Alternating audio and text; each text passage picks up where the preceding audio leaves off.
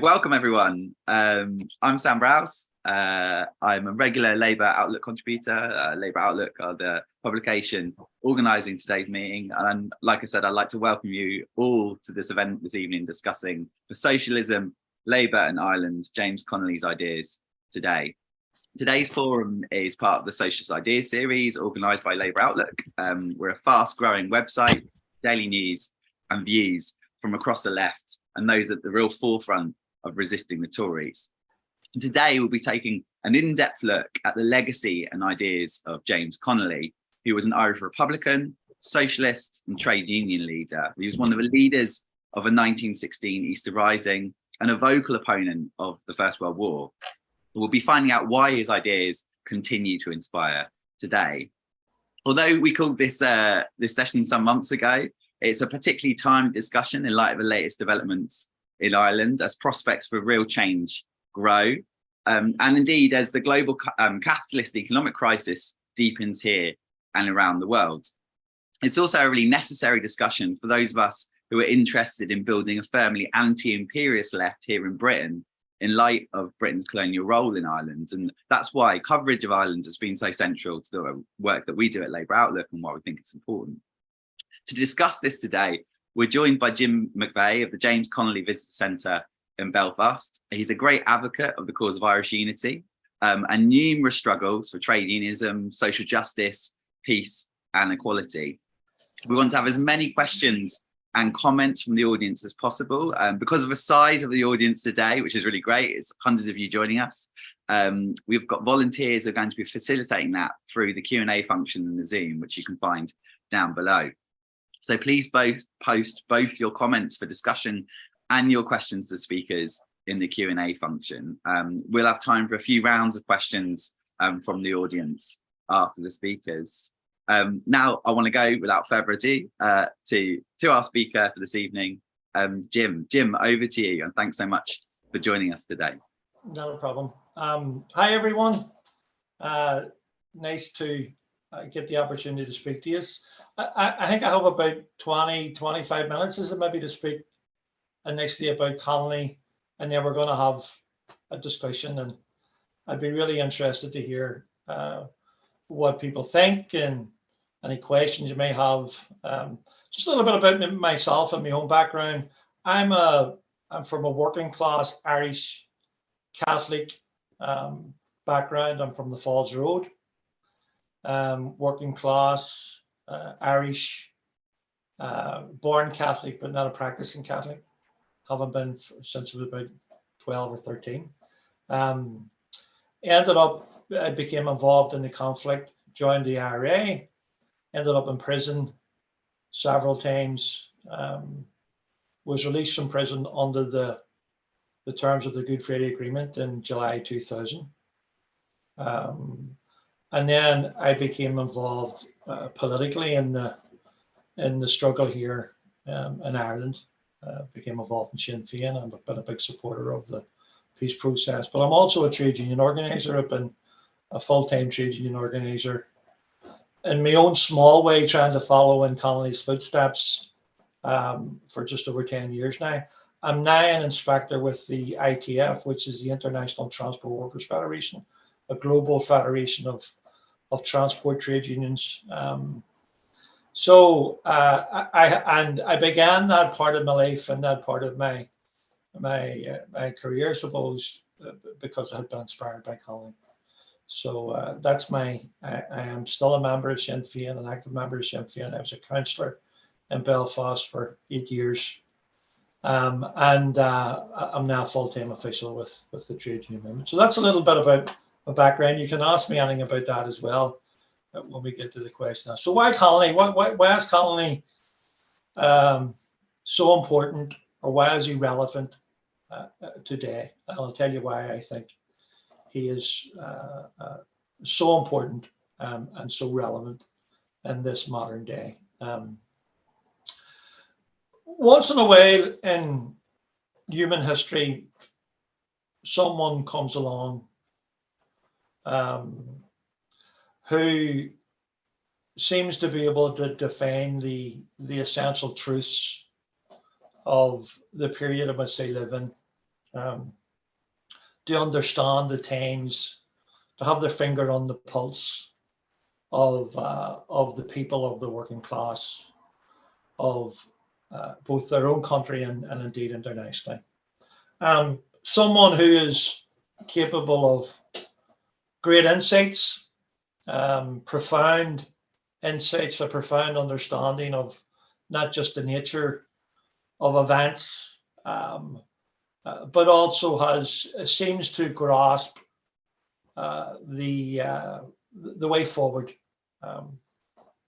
And these people, men and women, are quite rare, and we can go back, many centuries. But from Marx and Engels right through, some of these people appear in history, and I think Connolly was one of those people. To some extent, he hasn't been recognised for the significance of his contribution, both intellectually and practically,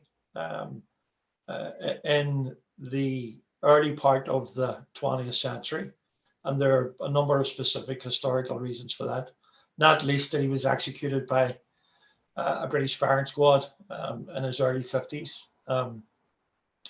But what's unique about Connolly, I think, is when we look back to some of our greatest heroes, people on the left, when we look to Marx and Engels and Rosa Luxemburg and Gramsci and, Che Guevara, Fidel Castro, whoever they are, whoever your heroes are, they in the past, they have usually been intellectuals.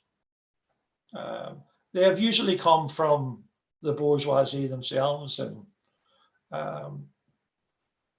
they have benefited from that comfort, that economic comfort, and the education that they received.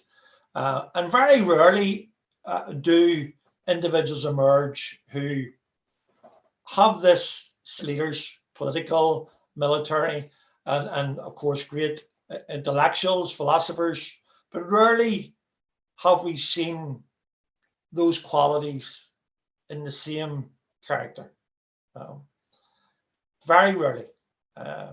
Lenin, Marx, etc.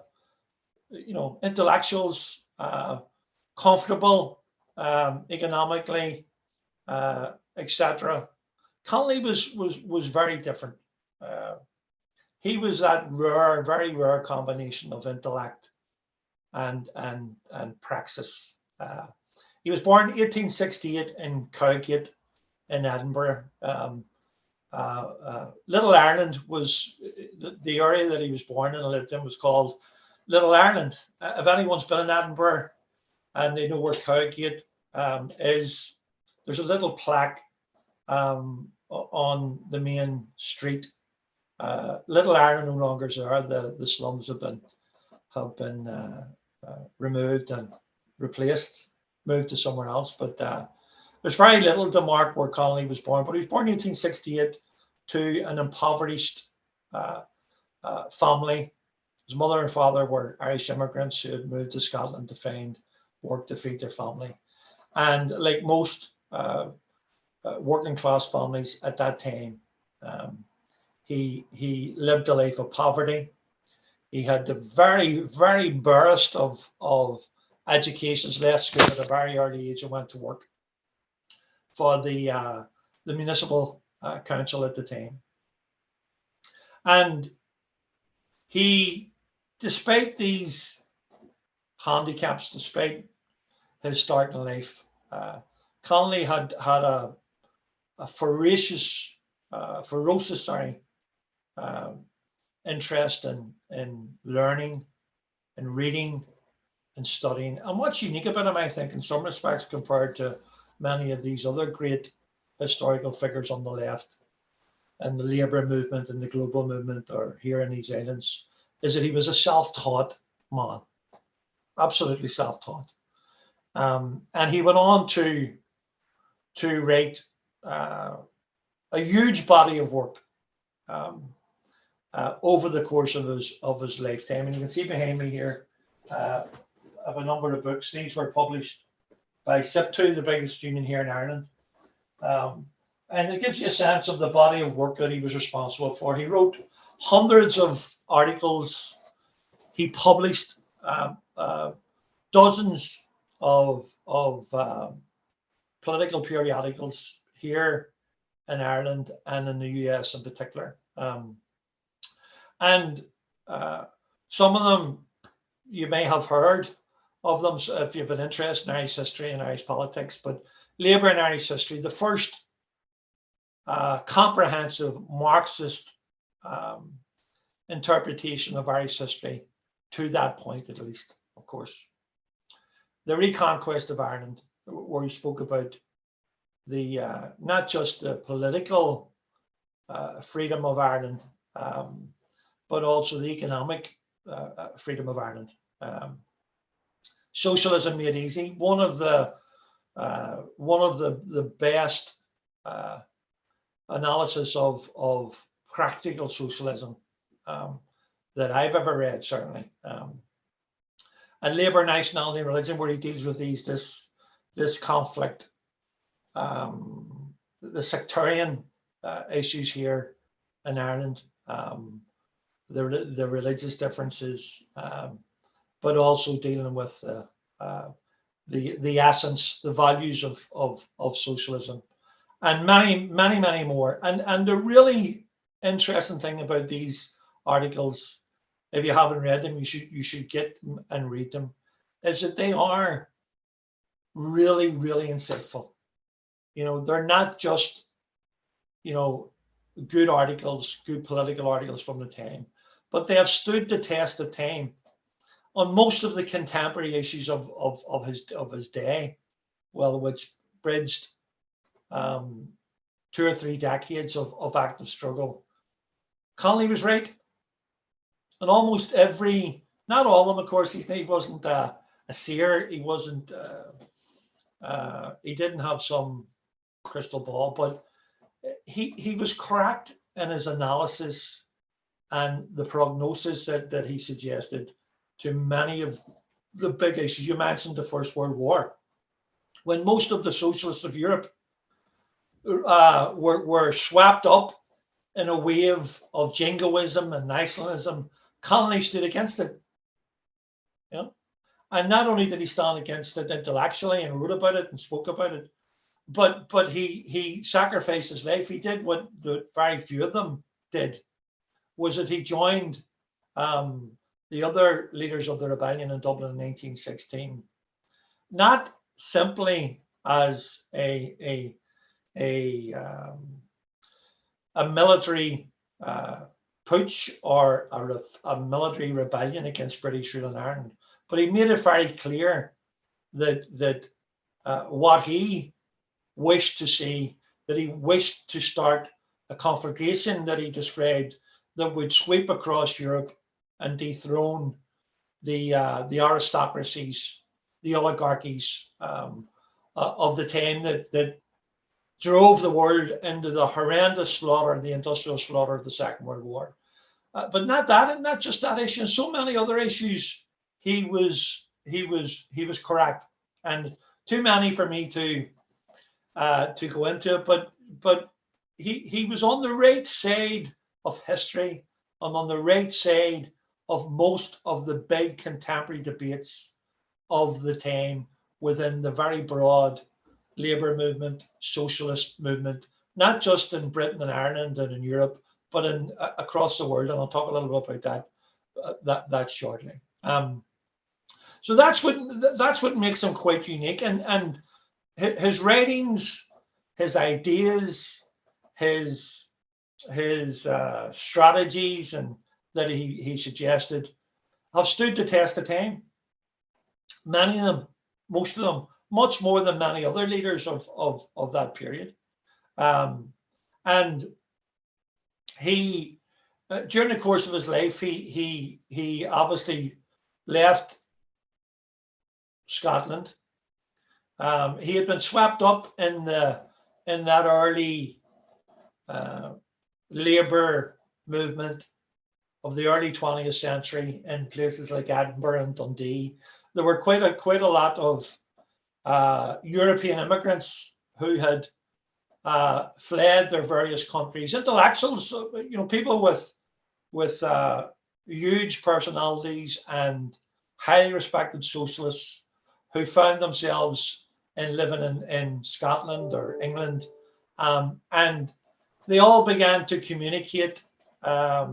And Connolly, as a young man, became involved in that movement and began to mix with these emigres living in places like Dundee, for example. And he joined that movement, and that's where he cut his teeth in terms of him finding his place in the world and what he believed in. And of course, he coming from a good Irish family in Scotland, he considered himself Irish more than anything, more than Scottish, certainly not British, if you don't mind me saying. But he considered himself Irish. He had a deep affection. And while he was stationed, it's widely believed that while he joined the British Army as a young man, as many working class men did, to see the world and earn some money for themselves or for their families. He had joined the British Army, and it was where he met his future wife, Lily, in Ireland, and he sank his roots there. But of course, and he was responsible for setting up the Irish Republican Socialist Party, the first party of its kind in Ireland. And he and a small number of others published a program, a socialist program, very detailed program in terms of how they envisaged this new society in Ireland. But Connolly was an internationalist, and he was a trade unionist. I think more than anything else, I think Connolly was a militant trade unionist. If I was as an Irish Republican, as someone who was involved in the IRA, for example, and was in prison, etc., Connolly has been characterised as the Irish rebel. There's a famous song here in Ireland called James Connolly, the Irish Rebel, and it's sung in pubs and clubs, and it's a very popular number. But it sort of does Connolly an injustice, because he was much more than just an Irish rebel. He was a revolutionary. When he joined Pearse and Clark and the other signatories of the Irish Proclamation in the GPO in 1916, he said that he wanted to strike a match and set a fire that would burn across Europe, and the workers would rise up and overthrow the ruling classes. So for him, it was an international act of solidarity and proletarian solidarity. Very, very important in trying to understand why he was there and how he ended in that place. But also in his life, he became involved in the very early trade union movement on these two islands. And he was very close to he was very close to Keir Hardie, for example, one of probably the founding father, one of the founding fathers and mothers of the modern British Labour Party. He was intimately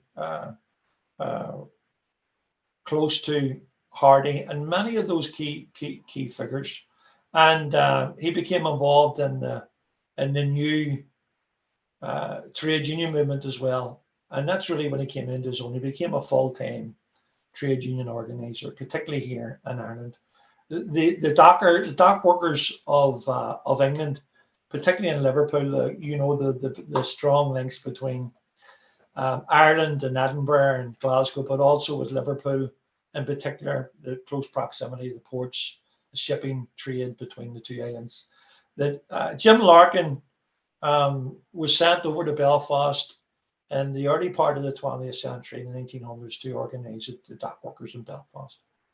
And this is where he met Connolly, and they became firm partners in that endeavour. And he threw himself into the work of organizing workers into a militant trade union, and it was here in Ireland they broke from their British trade unions and formed the Irish Transport and General Workers Union, the first great militant general trade union of its time. And all these things are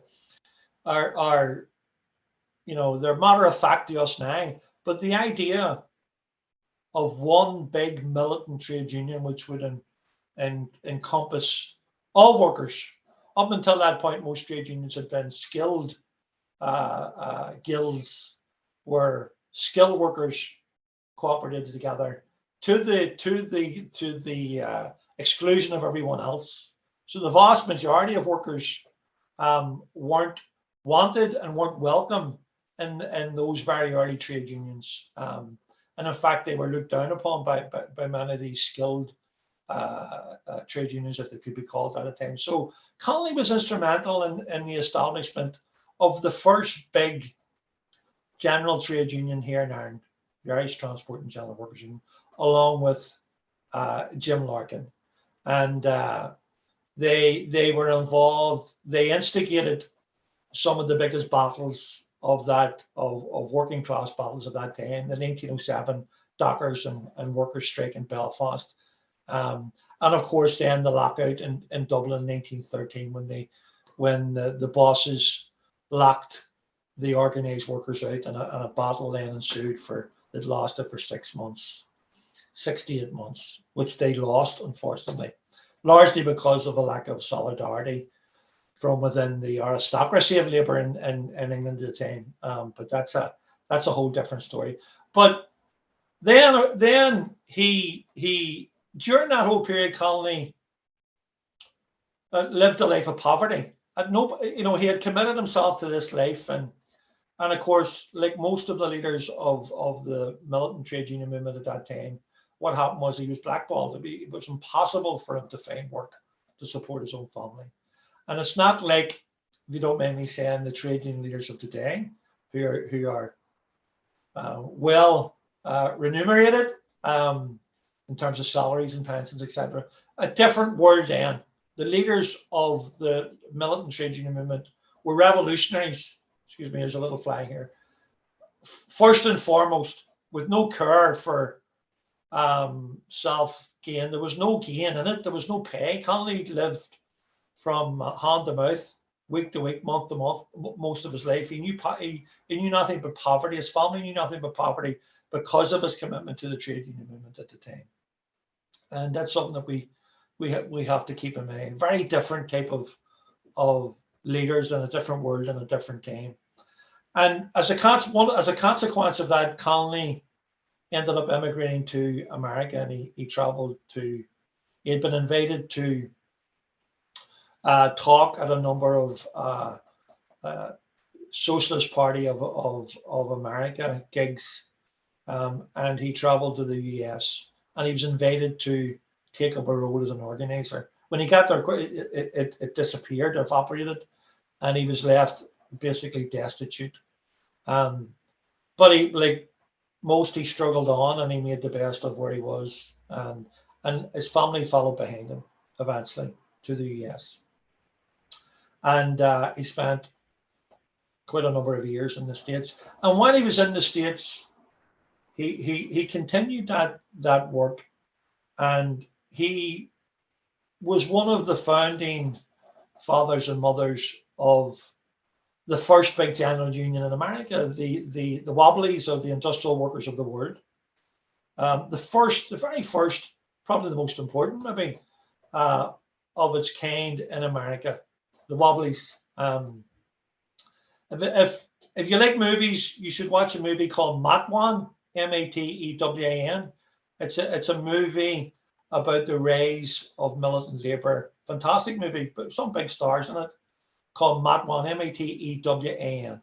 If you're interested in that period, the late 1800s, early 1900s in the US, when there was a vibrant militant trade union movement, a socialist movement that was challenging for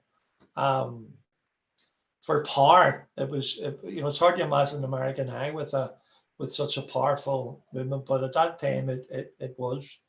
And Connolly was one of the founding fathers of and not only, once again, he wasn't simply an intellectual. He continued to write, he continued to publish, but he was an organizer. He organized the Wobblies in New York, the transport. My work, the transport workers across New York.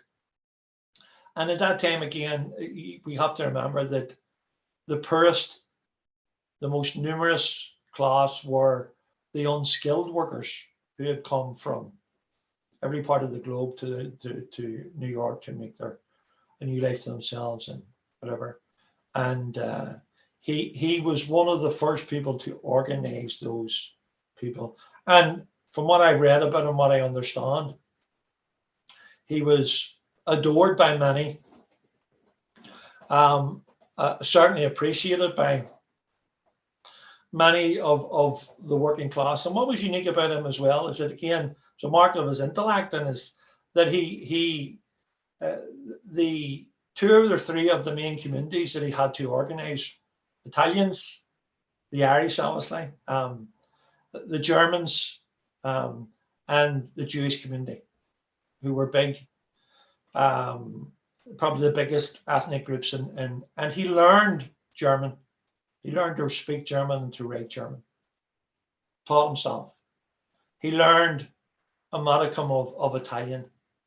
And he also learned Yiddish, some Yiddish, right? And he wrote in these languages. It's incredible. Think about that. Self-taught man, he wasn't an intellectual or he hadn't the money to go to university and whatever. He taught himself out of necessity how to communicate with, as you can imagine, these tight-knit communities in New York at the time. And he published notices and articles. He spoke at events in some of these languages. Incredible intellect and capacity and to learn. And again, he was one of the first people to say, one of the first leaders to recognize that, because up until that point, most of these groups had organized, even those people on the left had organized within their own ethnic group, the Italians together, the Irish together, etc. And he was one of the few who not just theoretically, but also practically began to unite the working class of New York. And then he became a full-time organizer for the Socialist Party of America, and he traveled to the US for most of a year at one point, speaking about trade unionism, speaking about socialism. And one of the things that strikes me about him as well was that it was, if you watch that movie Matawan, I'm not too sure how it's pronounced, it was a very dangerous job. Again, not like today. This was a time when the capitalist class, the oligarchy, the American oligarchy, if you like, the new American oligarchy, had almost unlimited power. They had the Pinkertons, they had groups of people they could hire to assassinate, to kill people, to murder, to brutalize, to break strikes, to try and break strikes, etc. This was a very, very dangerous time for anyone to be an organizer. And many of the early organizers of the Wobblies in the States were killed. And in Matawan, you'll see one of those was in the in the coal fields of the Midwest of America, where Labour people were the first to be killed by agents of the capitalist class. So Connolly then had never lost his love or his graft for Ireland. That's where his heart was. And an opportunity came up. He was invited back to Ireland, and he grasped the opportunity, and he and his family returned to Ireland in 1911. And I'm glad to say that he ended up in Belfast. He was asked by Larkin to organise the Workers of Belfast, and he and his family secured a house on the front of the Falls Road, just about 100 yards from where the Connolly Centre is. And it's still there. It's a dental surgery now, but the original home is still there. And that's where he lived up until his execution in 1916. But for that period, he was on the front line in Belfast.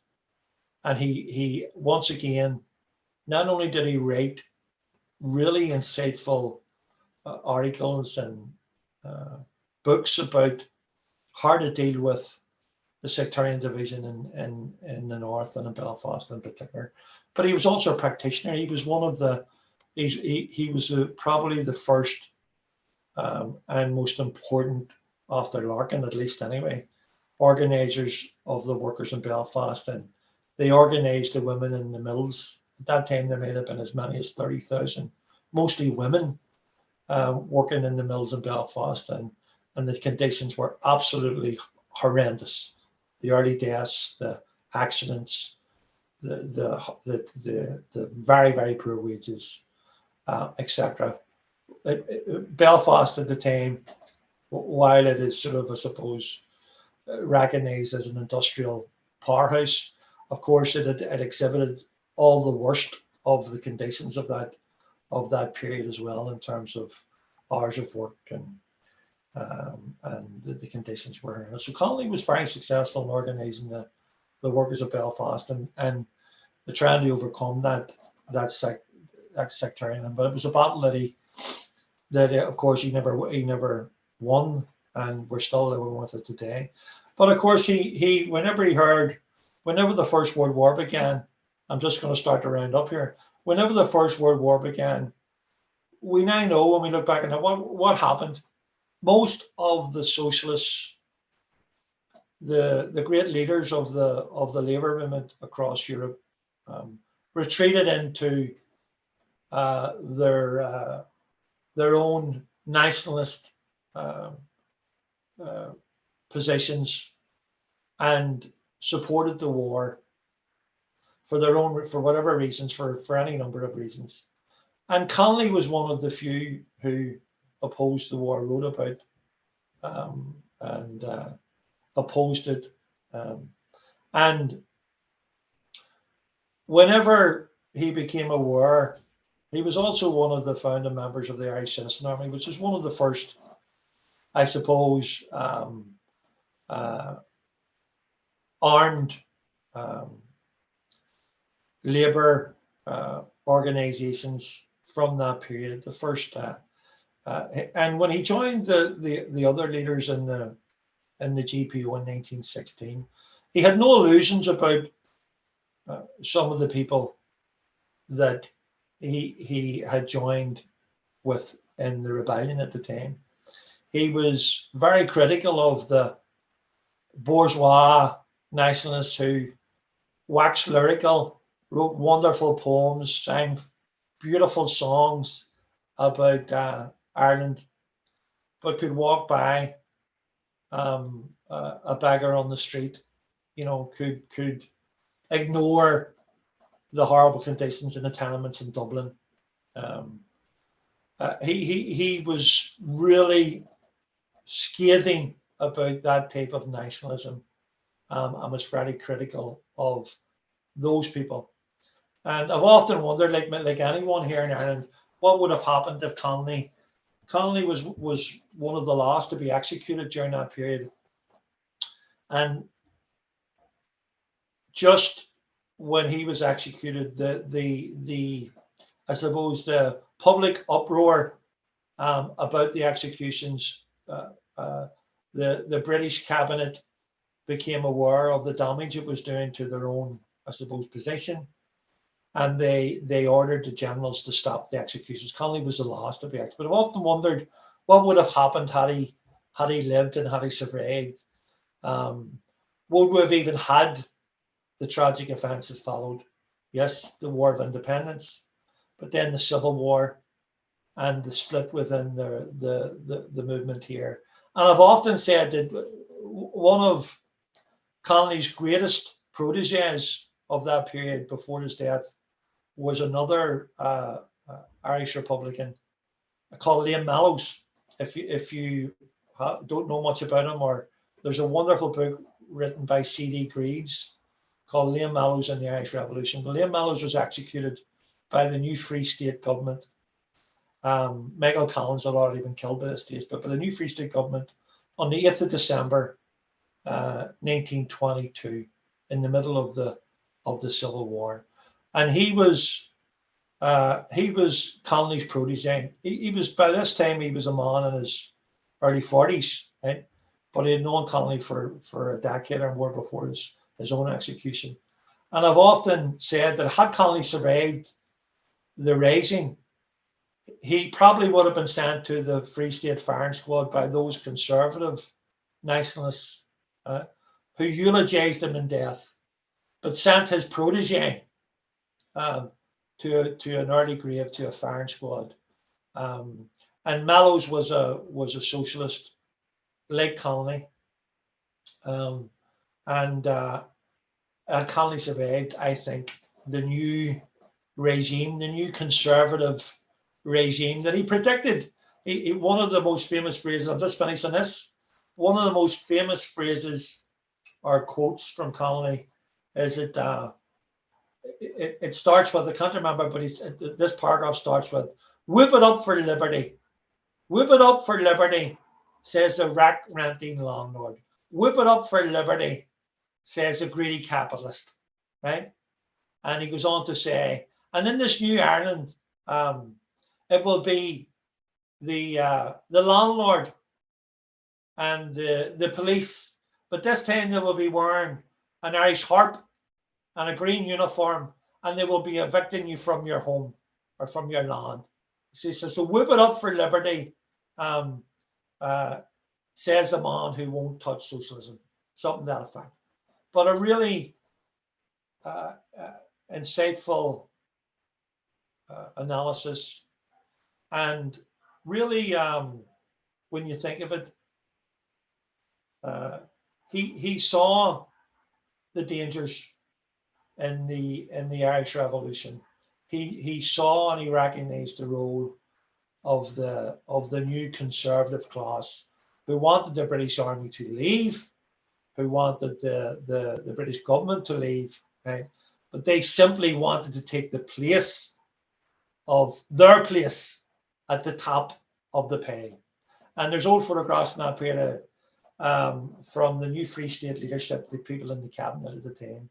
And there's a couple of cracking photographs of them in their top hats and their tail suits and their shiny brogues. And you know, it reminds me of that photograph, of Boris Johnson and all those arseholes in, was it Oxford or Cambridge? I'm not sure. Remember that famous photograph? There's a photograph of the new Free State government sort of dressed like that, going to a ball or going to something.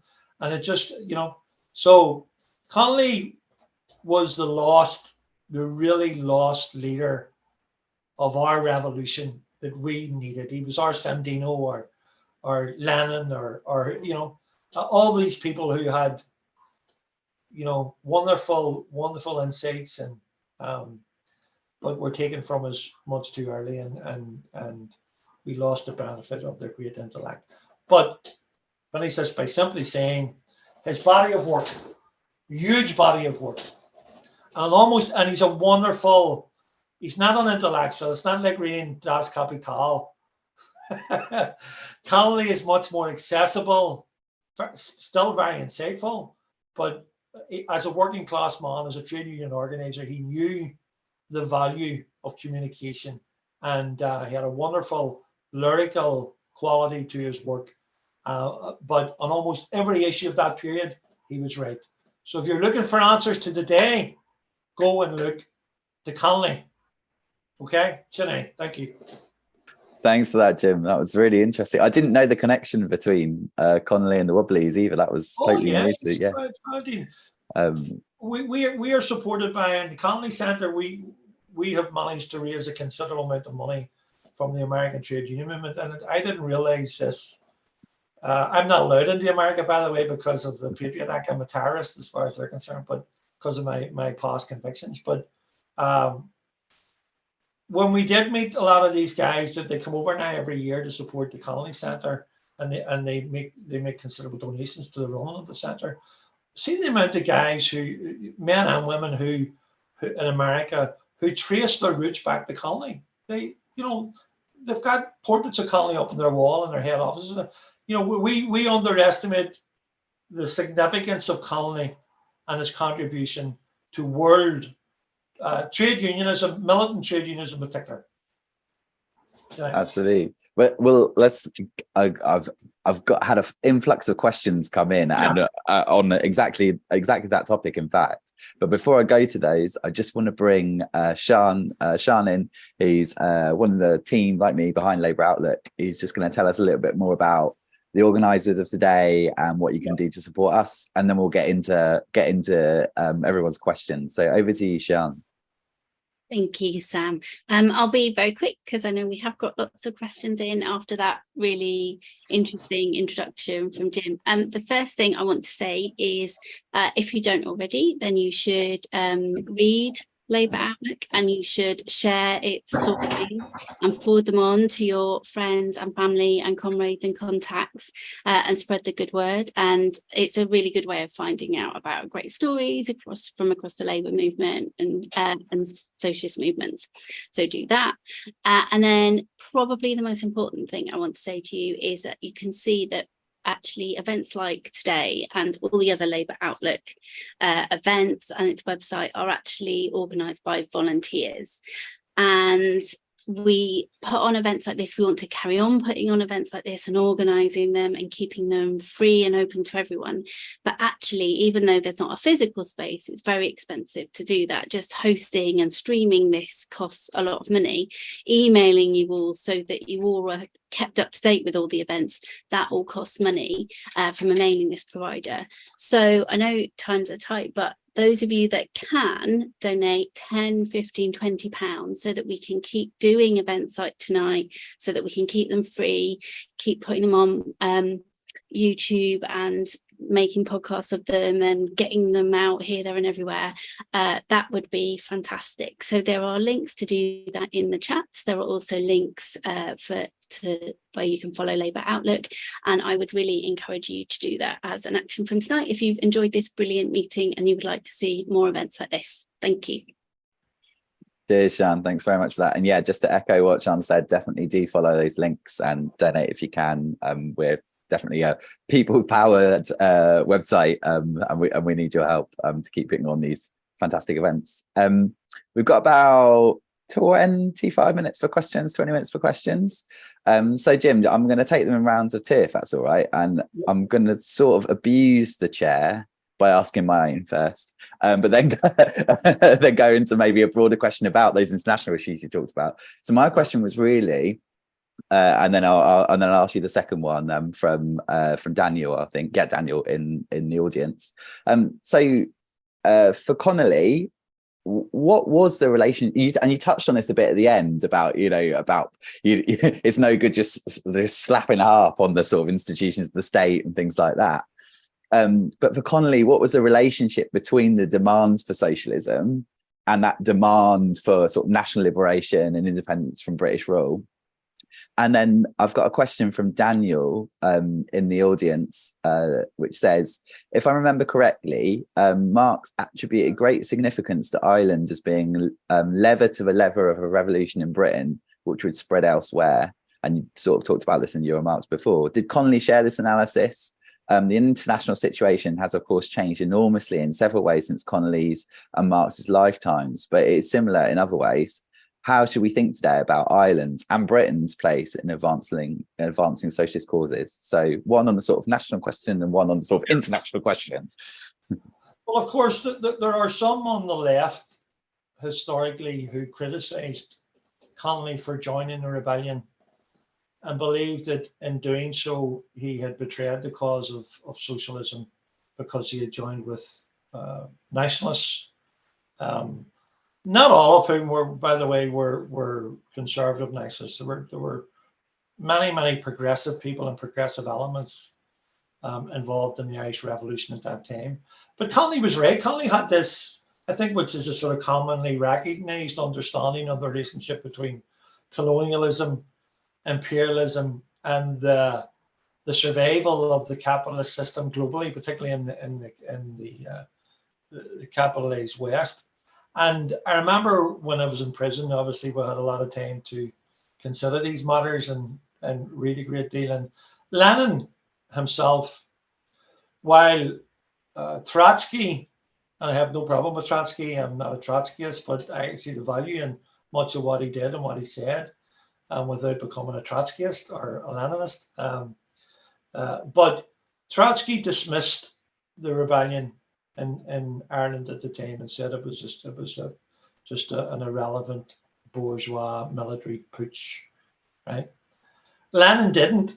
Lenin wrote a significant article about colonialism and the importance of colonialism and anti-imperialism or anti-colonial struggles, but the significance that would play in what he believed and what he hoped, of course, would be the collapse of the capitalist system across the world, etc.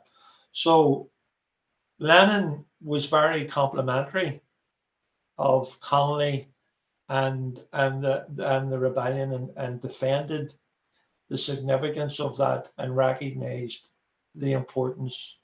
And by the end of the Second World War, most people on the left across the world recognized that perhaps it would the downfall of old-fashioned capitalism would come from the colonies.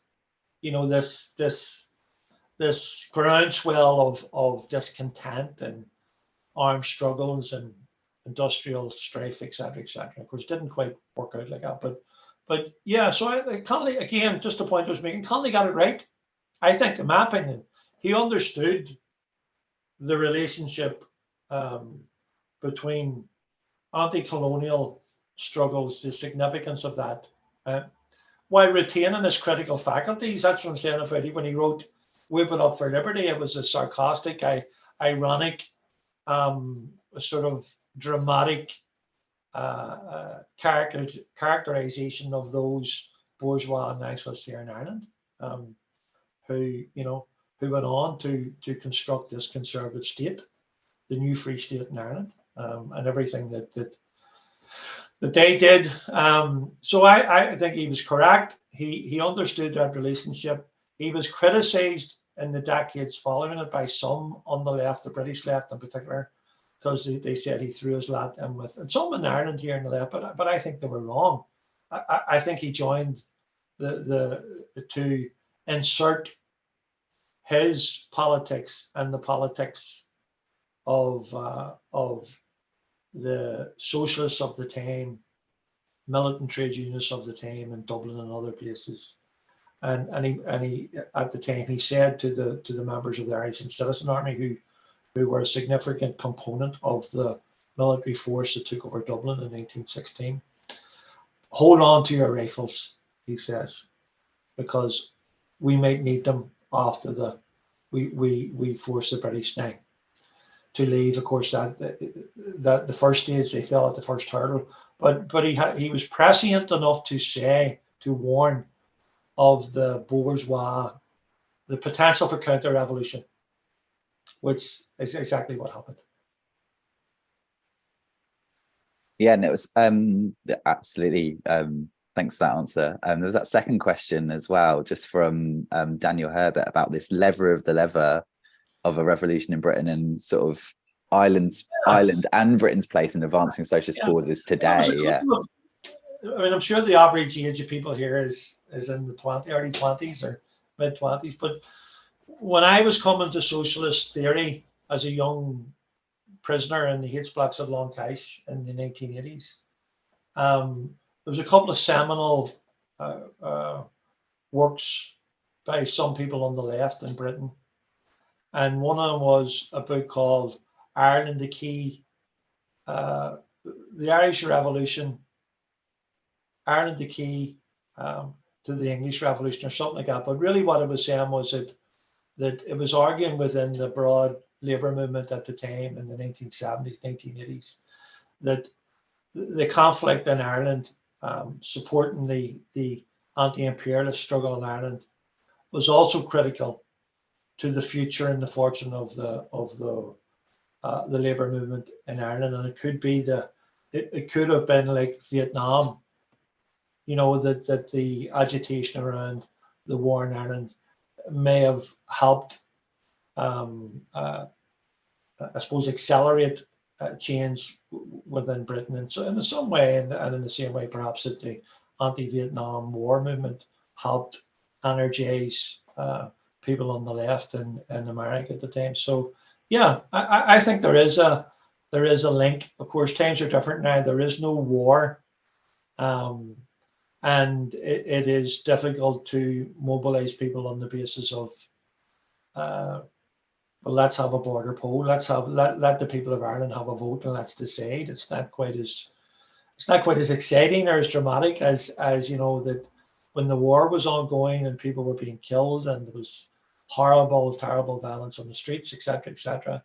But yes, we still believe that both our futures and our fortunes are inextricably linked. And if you go back even to the Chartists of the 19th century in Britain, many of them were Irish immigrants, and they recognised the importance, and the Old Fenians in Ireland recognised the importance of synergy between both struggles and the importance of solidarity and support between the two islands. And I think that is certainly very true today.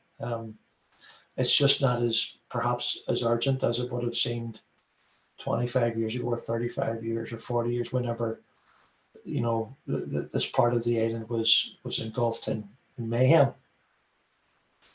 We've actually that segues quite nicely the issue you raised about the border poll to a couple other questions we've had as well. So and these are kind of sort of more kind of less about the history, or like the history of the thinking of Connolly and the biography, and more about kind of the political situation today. As a comrade from Young Labour who's asked, young people across the north of Ireland are more in favour of reunification than previous generations, as well as being more supportive of progressive and left-wing policies.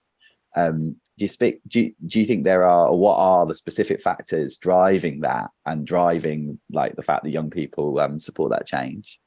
And then, all the demographics, all the polls, all the analysis of the past decade has seen this huge movement within that younger demographic towards, for example, supporting Sinn Féin, supporting Irish unity. But of course, it would be wrong just to simply narrow that activism or those aspirations to Irish unity, because you're right, there is it tends to be the most progressive section of society. They're the people, you know, the new voters, the 20s, the 30s, and the early 40s. That almost every poll that's been done in the past decade, they were the people responsible for marriage equality. They were the people responsible for, thank God, there's a bit of I suppose, an irony in me saying that, in the downfall of the Catholic Church, of the institution of the church. They were the people that I mean, it's hard to believe that Ireland 50 years ago, certainly the south of Ireland, the Catholic community, north and south, were enthralled to the Catholic Church, you know, and these old conservative men who ran the church and ran by proxy, effectively, the Irish society. But now it's been turned on its head. The Irish Church has collapsed, and people have no longer have this unwavering respect for the institution of the church and the priests, etc., etc. And that's an incredible change. That's an incredible cultural as well as political change. And also, most young people in the Republican movement, just for people who in Sinn Féin, would be exactly like yourselves, socialists of one shape or another, however you want to describe, or that on what wing you may be or whatever. Progressive, they're looking to the world they're inspired by other struggles, they're inspired by other movements. They want to see fundamental change. They don't want to see just tinkering around that. So, and most of our modern leaders now in Sinn Féin, now that Jerry Adams is no longer the president of Sinn Féin, although Jerry was very, very progressive and led this change within the Republican movement. But Pierce Doherty, Mary Lou McDonald, Kathleen Function, Owen O'Brien, people who, if the polls are true, hopefully will be leading the next government in the south of Ireland, right? People who will be Pierce Doherty from Donegal, still a relatively young man, is a socialist in Connolly's tradition, has a portrait of Connolly up in his office. He will be the Minister for Finance. Owen O'Brien, I know some of you may have seen Owen, heard Owen, read stuff. I know Owen very well. Socialist in Connolly's tradition. All these people, the Republican movement has changed drastically from the early 1970s when it was a broad church, and a very broad church politically, ideologically. So, yeah, I mean, there is a strong link between youth, and I use that in the broadest sense, not just people in their teens or early 20s, but that who are driving this progressive demand. And you know what's brilliant? See on Twitter, because I fight with them all the time on Twitter and here in Ireland anyway, right? All these old conservative fuckers, right, who were writing for the Tory press, the Irish Tory press, right, who were, highly regarded and highly respected and lauded and fucking worshipped, and their views and their values and their politics and their ideas, they dominated the public space. See now, people don't give, they don't give a fuck about them, and I love it. You see when you see it on Twitter, and I see people who were once the editors of the Irish Times or the Irish Independent, and 40 years ago, these people, held huge influence politically. Now, see young people that don't give a fuck about them. They're sneering at them, and the best example of that is the Wolf Tones. Anybody who knows Irish rebel music, there's an old group called the Wolf Tones after Theobald Wolf Tone, and they're old men in their 70s. It's incredible. I don't particularly like them myself, right? But they're a rebel band, right? And they play old rebel songs, and the famous one, Up the Ra. Have you heard that? It's like a chorus that if you go to a Celtic and Rangers match, you'll hear all the Celtic ones singing Up the Ra, right? It's an Irish Republican sort of slogan, but they were playing at Electric Picnic last week. I don't know why they were playing Electric Picnic, because there were three men in their 70s on stage, right? But they drew the biggest crowd. 30,000 people squeezed into the tent and outside the tent that they were performing in, and sang along to all these rebel songs. And really what that was, them sending a message to the establishment and saying, fuck you, we're not going to be told what to sing and what to think and who to support. So there's already a bit of a revolution taking place in terms of the influence that the old establishment had. There's something happening on the ground, significant on the ground, and hopefully it will manifest itself in a political revolution within the next couple of years here in Ireland. And if we can get a government in the south that is committed to Irish unity and has the resources, the diplomatic resources, the financial resources, have the balls or whatever else, men and women, to stand up to the British government and say, no, we're not taking that. We don't agree, and we'll use our influence with the American government, with the United Nations, blah blah blah. So no, there's something very exciting happening there at the moment with young people in particular. I think we're running out of time. In fact, we've got 1 more minute left, so I'm gonna draw the discussion to a close today. I think that's a really great way to end too. On this is a really exciting time in Ireland at the moment, and we'll see those changes. Absolutely, very good things could happen. Yeah. But listen, Jim, thanks so much for joining us today. And just to say to everyone else as well who's on the call, thanks so much for taking part, to you too. And please make a donation if you can, as Sean said, so that we can keep exploring these ideas and throughout this ideas series. For many of us active in solidarity with the Irish cause over the years and decades, I think today's discussion is real further confirmation of a need to step up that work in the UK, including through building links to the left and progressive movements in Ireland, and making the case for a border poll here too, including in the Labour Party and broader Labour movement as well. And please make sure you follow us on Twitter, Facebook, and all the rest of it. We're at Labour Outlook to keep up to date with what we're doing. And support to the work of the James Connolly Visitor Centre too, Labour for Irish Unity as well, and all those who are working for peace and justice in Ireland. And so can I mention? Oh, go for it. Sure. If absolutely. If you've got a novel to plug, absolutely. It's a novel. It deals with the mother and baby homes. It's like a political thriller. It's doing quite well, but it's called Stolen Faith, published by O'Brien Press. Absolutely, yeah, and buy Jim's book too. There you go. Thanks all, and we'll see you later. Cheers. Thanks for coming. Slán go fóill in Irish.